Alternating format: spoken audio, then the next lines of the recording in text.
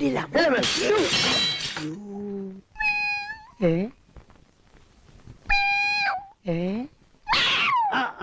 ഈ കണ്ട പൂച്ച അവിടെ അറിവും അവിടെ കേട്ടോ. ഇവിടെ വാ, ഇവിടെ വാ, ഇവിടെ വാ.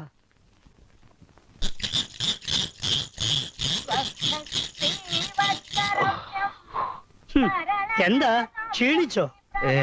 അങ്ങനെ ക്ഷീണിക്കത്തൊന്നുമില്ല. അതെന്താ ക്ഷീണിക്കുന്നറിയാവോ? അതിന്റെ രീതി ചെയ്യണം.